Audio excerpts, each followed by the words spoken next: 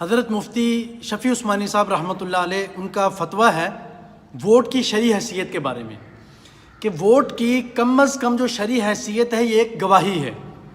تو لہذا چار باتیں غور کریں آپ اس پر. چار باتیں جاننا ضروری ہیں آپ سب لوگوں کے لیے.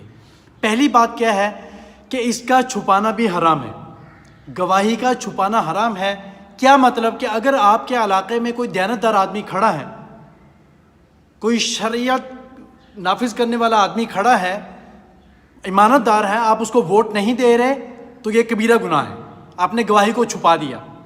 دوسری بات کہ اس میں جھوٹ بولنا بھی حرام ہے.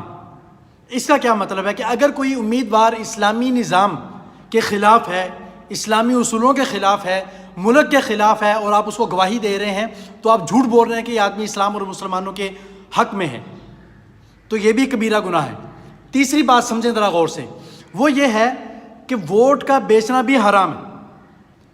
یہ بدترین قسم کی رشوت ہے.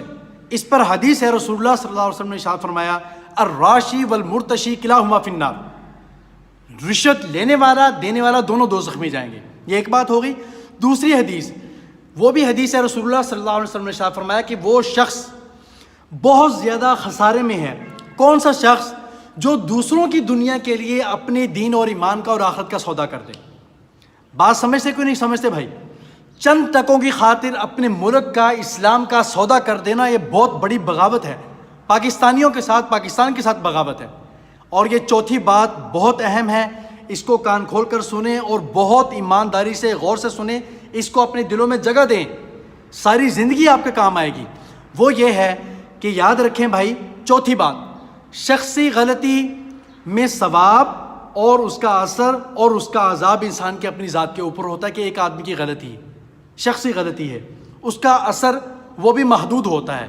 لیکن ملکی غلطی, قومی غلطی, وہ یہ ووٹ اس میں شامل ہے, تو اس کا ثواب اور اس کا گناہ یہ سب کا سب یہ اجتماعی سطح پر ہوگا. اگر آدمی کوئی اپنا گناہ کرتا ہے تو اس کا اثر اور اس کا ثواب اس کی ذات کی حد تک محدود ہوتا ہے.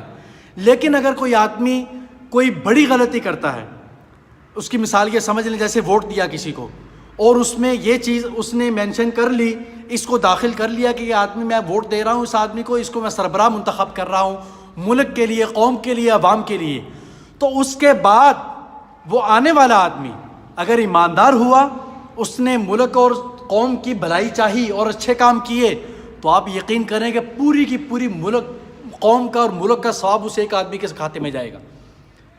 اس کا یہ مطلب نہیں کہ دوسرے اگر ووٹ ڈال رہے ہیں اس کا ثواب کم ہوا. اللہ تعالیٰ کا اصول ہے کہ جب اللہ تعالیٰ کسی چیز کا ثواب دیتے ہیں نا تو ہر انسان کو پورا دیتے ہیں بغیر کسی دوسرے شخص کے ثواب میں کمی کیے ہوئے.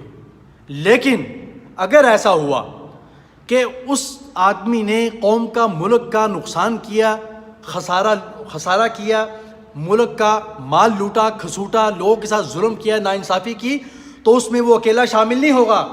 یاد رکھنا ہر آدمی اس کو ووٹ دینے والا پورا کا پورا اس کا گناہگار ہوگا. اس لیے سوچ سمجھ کے ووٹ دیں بھائی. خدا کے لیے بار بار سمجھاتے ہیں, ووٹ کی شرعی حیثیت کو سمجھیں کہ یہ گواہی ہے. اس کے بارے میں 4 اصول میں نے آپ لوگوں کے سامنے بتائے ہیں. اللہ کے لیے ان کو سمجھیں, غور کریں, پھر کسی ایماندار شخص کا انتخاب کر کے اس کو ووٹ دیں. اللہ تعالیٰ آپ کو جزائے خیر عطا فرمائے. بات سمجھتے ہو بھائی؟